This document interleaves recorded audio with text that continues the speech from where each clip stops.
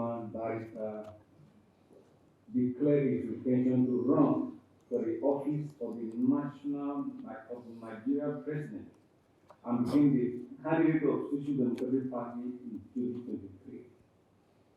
A very brilliant man and known for his deep insight on national issues. In 2023 election, he gave a very good account of himself. Who knows, in 2027 something good can happen. Sir, when that happens, please don't forget me. Ladies and gentlemen, help me put your hands together as I welcome Barrister par excellence, Prince Barrister Adewole Adebayo. Yes. Yes. Yes.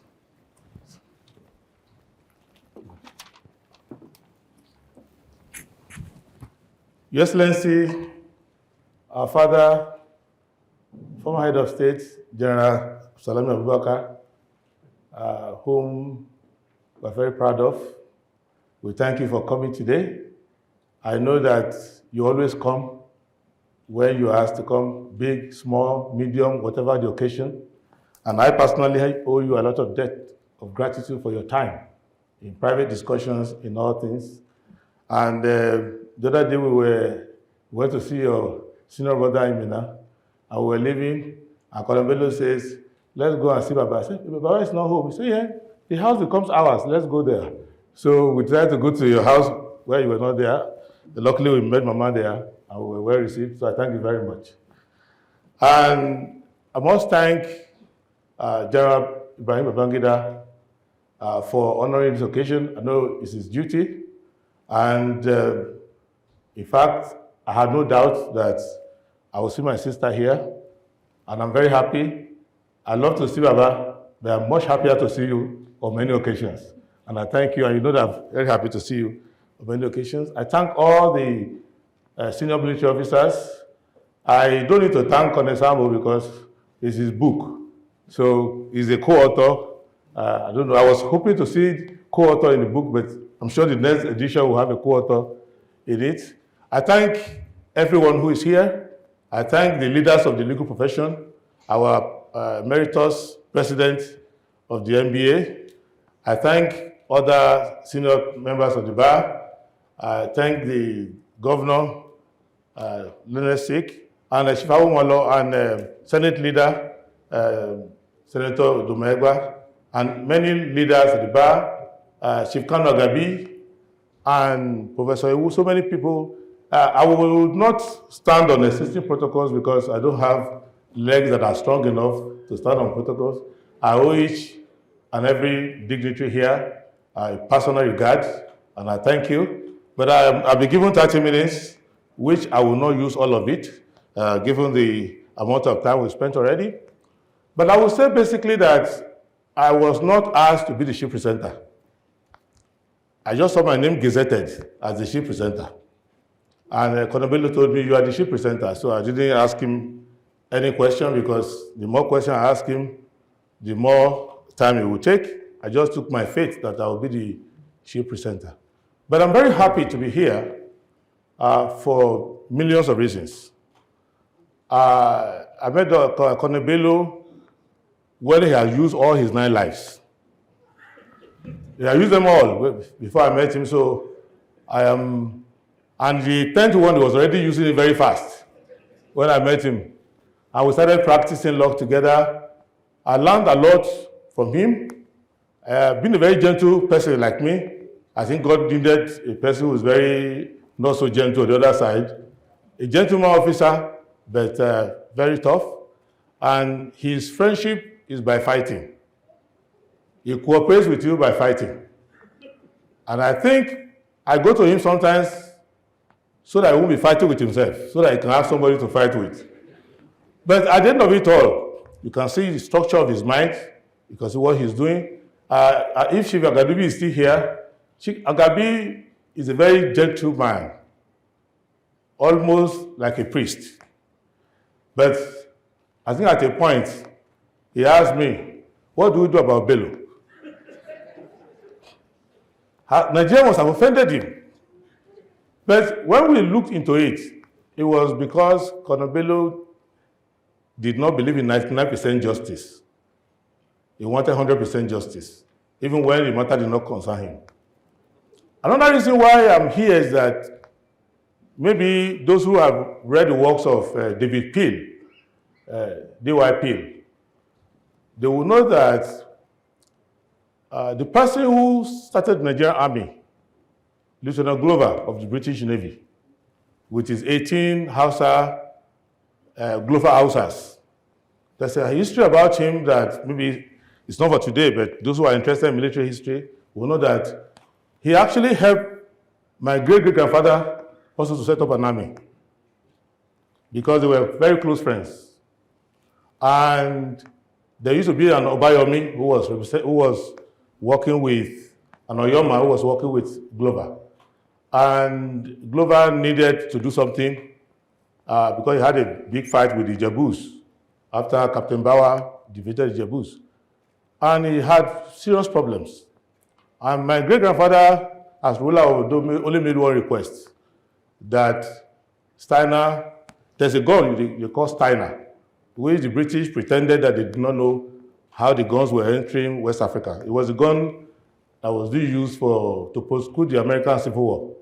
And he was interested in that, and he spoke to, then he had become Captain Glover. And Glover said, well, to me, to give you these armaments, I need to give you people who have trained how to use them. So that led to the coming of to Ondo of Glover Hausas. And they remain in Ondo, and many of them have marched together with our family today. So the history of Nigerian Army is sometimes of interest to me. And I also happen to come from a family that has produced many military officers. Unfortunately, we've lost many of them. In fact, my father had two brothers, and two of them died during the Nigerian Civil War. So we have, and before then, we had lost your leader, General Adewole Adebayo, and after that, we lost quite a number of them. That was why when I applied to join the army, and I took the form, I had no member of my family willing to sign anything. Because I was, at that age, the second oldest person in our ruling house. And I was just 17.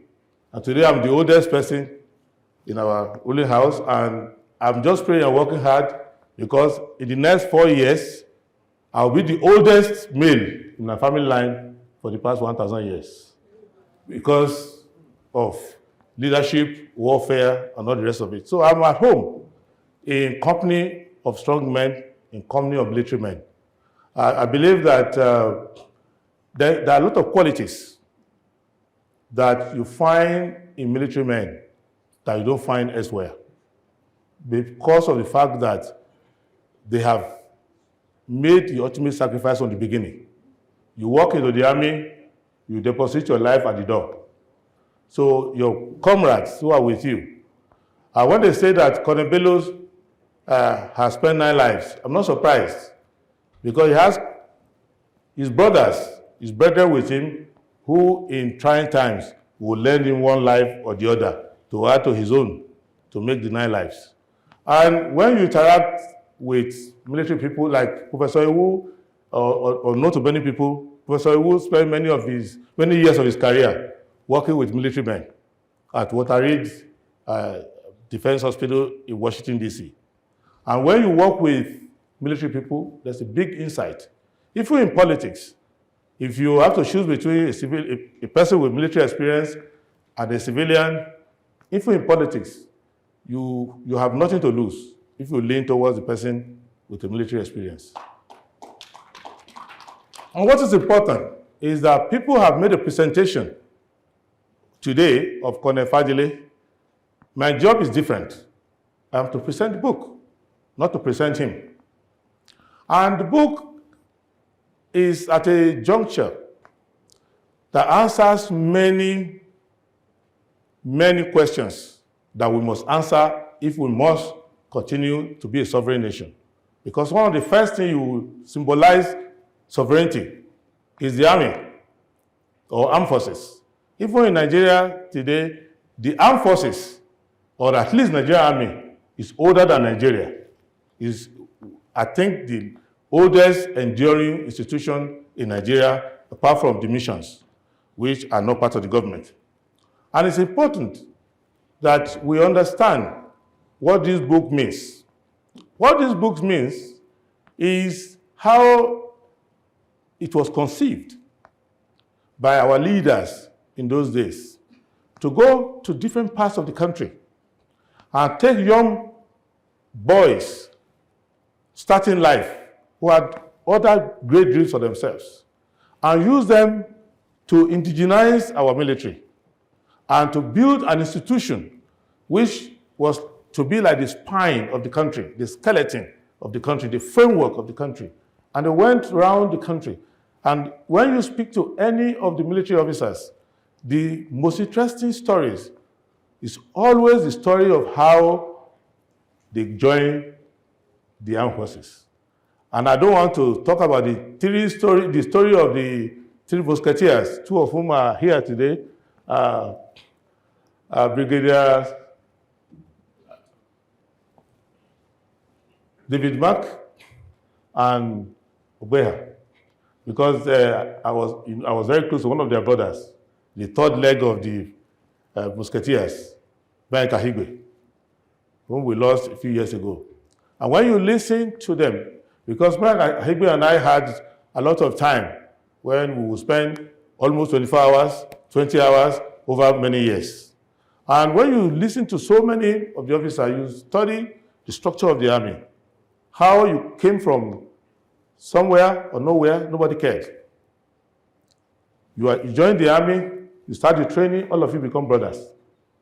You build the institution, became so strong that we could volunteer peacekeeping in nations that are older than us. I believe Colonel Bello served even in Lebanon and many places in the world. To the apogee, I was discussing about 2 weeks ago at Mina, and I asked a simple question. I said, sir, the other day I came here, I was seeking your advice and permission that we need to restart the Nigerian army. He said, I remember. I said, but I asked one question. We did something in this country that nobody has tried to do in the entire global south. We set up ECOMOG. We set up ECOMOG, self-funded, not UN-funded, self-officered, and we rally our brothers from the neighboring military, and we restore order in our hemisphere. We are struggling today to restore order between Abuja and Kaduna, but we were able to restore order in the hemisphere, and everybody who has had interaction with military academies in the world, they study how ECOMOG was successfully done. And when I arrived in Liberia as United Nations Commissioner for the Truth and Reconciliation to reconstruct the country after the war, we were many in that commission. If somebody spoke for 2 hours, if I kept quiet, they would say, let the Nigerian commissioner speak. Why? Because they said, without Nigeria, that country will not be in existence. So that military is possible. And that military, you will see part of that military in this book, 9 Lives. A military where some of the best brains in the country gathered together, well led, well officers, well trained, well regimented, and professionalized. You also see where we diverted. And Colonel Bello belongs to 2 professions that are crucial to the existence of Nigeria: the military profession and the legal profession. And the 2 of them have been challenged because they've been put in the vortex of Nigerian politics. Things that we should resolve in the House of Representatives and resolve in other citadels were being resolved in the army. And the army was meant to put 1 million people into one machine. It was not a place for divisive and difficult subjects that are not putting people in one mind. And that challenge affected a whole generation. And when you read the book, Nine Lives, and other books that have been written along that line, and more importantly, many who are so traumatized or so principled about it that they don't want to write. I was at an occasion a month ago, and I think Solomon Dalon was with me as well, where I was persuading a military officer to write his memoirs. He told me, I will write when all the people I want to write about are dead. I said, what is the point? So there are many officers who don't want to write, not out of cowardice, but they just look at it and realize, let's sleeping dog lie. Because when they write, they think it will affect esprit de corps, it will affect certain reputations, it will affect peace of mind. But I think that, as I told the officer, because he was occupying a very important position at a very important time in Nigerian history. And I said, I will come back. You must write that book. If you don't want to write, I will get people to write. At least you agree that you should write. So it's important because we cannot do without the military. One of the fake achievements that we achieved in 1999 was that we said we got rid of the military. You cannot get rid of the military. You can take the military away from politics, but you need a strong military. And I think that our elders will know that maybe we overcorrected in 1999 when we became a civilian system and we threw away so many people who just had 1 day, 1 week, 1 month, 6-month tour in a political office. And we threw everybody away in one go. I think that that is not good for the military. And we need to find a way to have a philosophy of what we to do with our military, because without that, the borders of a country are mere temporary acquisitions. It is the strength of your military, the doctrine, and the capacity of your military to defend your territorial integrity that makes your map to be real. Even if you don't have any designs that is nefarious, there are people in the world who have designs that are nefarious about you. And I want to say something that is not so difficult. I was doing a study in those days when I was preparing to be commander-in-chief. I was doing series of studies. And I found something that William Taylor had done the work, which I just studied. Of many things I studied, the one I found most remarkable was the transformation of the U.S. military.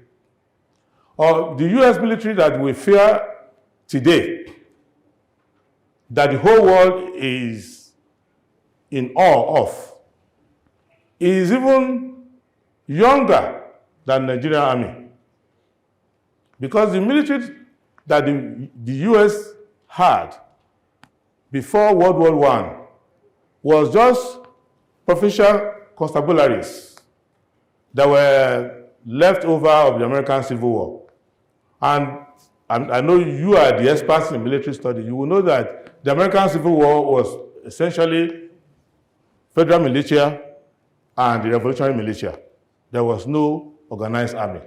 And when I studied the effort made to modernize the American army, to revamp it, and the resistance and the problem, even the suspicions of the American people against the American army, including the fact that up to today, the Americans still maintain a nationwide militia where everybody carries their own arms under what we call the Second Amendment.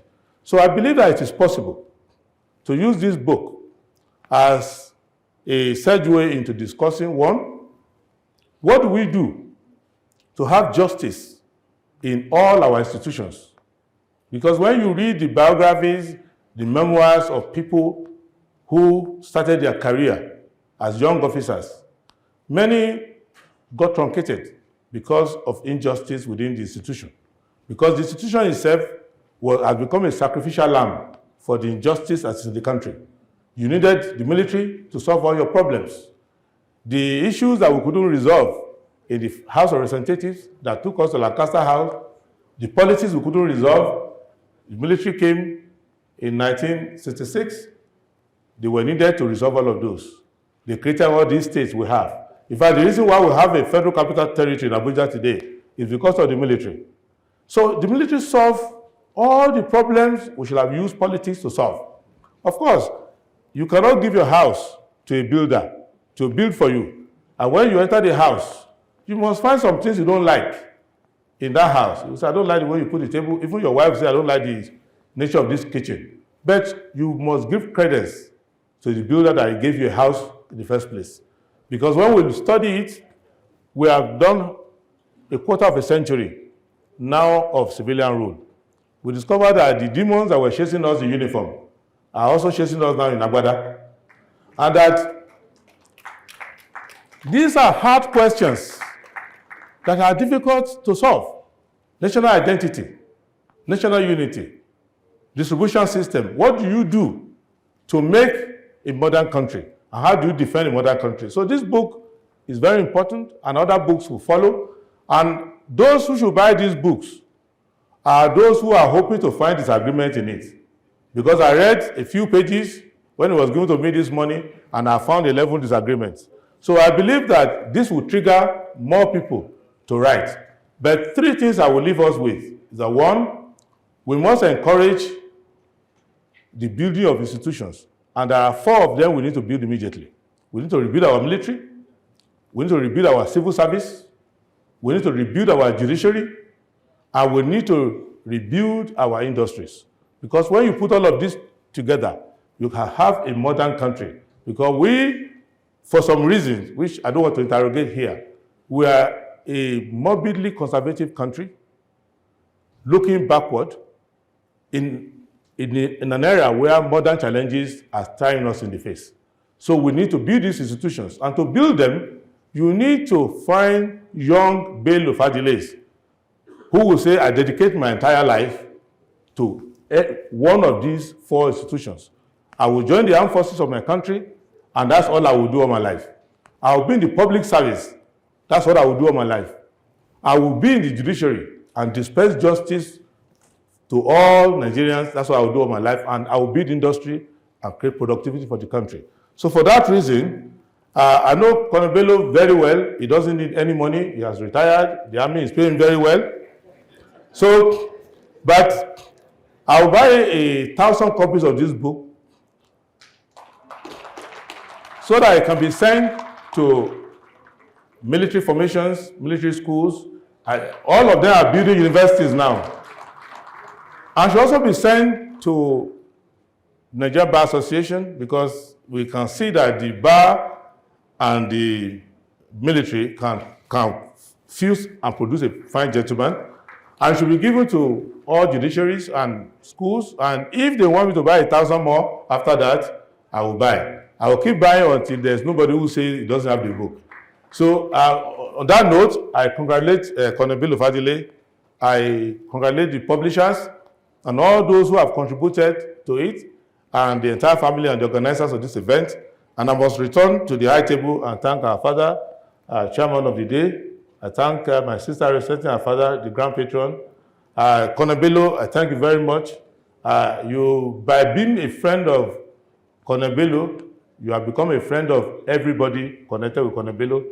And your friendship is tested in all waters, and you passed the acid test. We are waiting for your own book, but not today. But you owe us a book.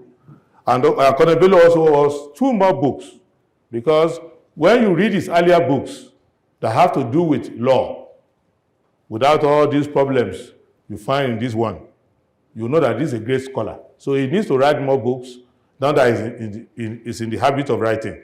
So I thank you all for coming, and I thank everybody who has contributed to this. And on this note, this is not the beginning of the commercial session of today. Book buying, book selling, and I think it's a very worthy thing. Anything you do to buy this book is far better than saving your money to buy votes. Thank you very much. Thank you. Thank you. Thank you, sir. Well done. Thank you. Thank you, sir.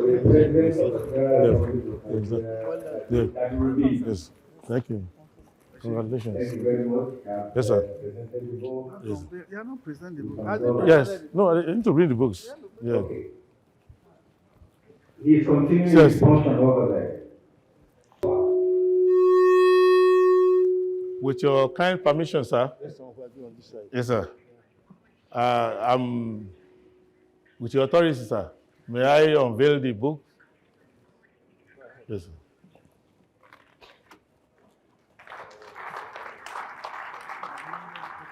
Yes, we are giving a copy.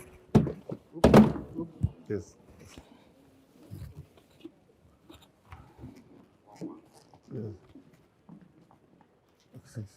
Yes, sir. Yes, sir. Yes. Yes. I will take two, the hard copy and the soft copy. Yes.